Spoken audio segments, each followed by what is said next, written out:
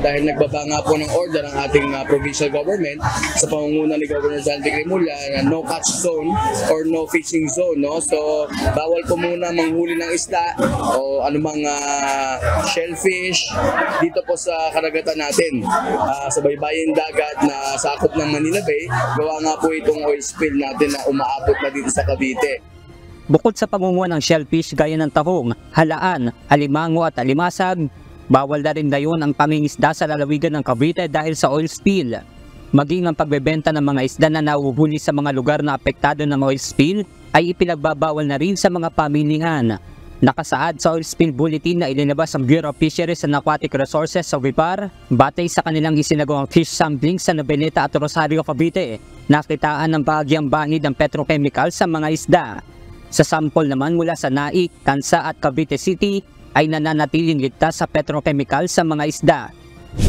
Ito yung isdang lawlaw na ginagawang tuyo ng mga taga Noveleta, Cavite. Ngunit dahil sa umiiral na no fishing zone, nangangamba sila na baka ito na ang kanilang huling pagbibilad ng mga tuyo. Isa si Marby Ann Señares na maghahanap muna ng alternatibong pagkukunan ng ikabubuhay dahil sa matitigil muna pansamantala ang kanyang pagbibilad ng tuyo. Nangangalakal kami, sir.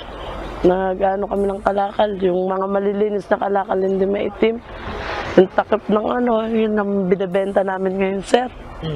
Para makabili ng ulam sa akin po. Ang nanay ko nasa akin din po.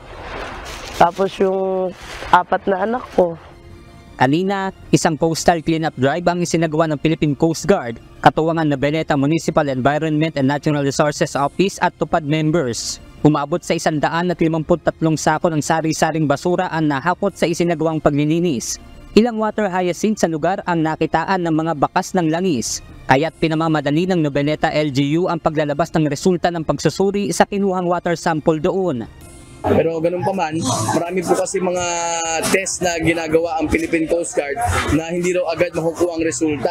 Kaya ang pinag-aalala po namin ay kung aabot po ng 1 linggo hanggang 2 linggo pa para makita natin yung mga resulta ng mga test na kanilang kinokondak. Sabi nga nila, anuhin pa natin ang pagkain kung patay na yung mga tutulungan natin. No? So dapat maging agaran ang pag-action natin dito. Bagamat sa ngayon ay naselyuhan na ang valve sa lubog na MTKR Terra Nova, hindi pa rin masabi ng Department of Environment and Natural Resources o DENR na wala na itong banta sa dagat. The incident is not over, it's still ongoing, so until and unless mag-declare na finally yung buong gobyerno na tapos na yung threat natin, because we don't know what's going to happen. You know, we're praying that everything improves and goes on as planned, na gaya ng sinasabi ni Lieutenant Commander kanina about the siphoning and everything. But then until and unless we reach that point, we cannot say that the environment is safe. At bilang tugon naman sa mga pangangailangan ng mga apektadong mangingisda, kanina namahagi ang pamahalaang palalawigan at lokal na pamahalaan ng relief packs. Nasa mahigit 1,000 mangingisda sa bayan ng Noveleta ang nakatanggap ng 5 kilo ng bigas at mga delata. Benedict Samson, UNTV News and Rescue. Diyos ang aming sandigan, serbisyo publiko ang aming pinahahalagahan.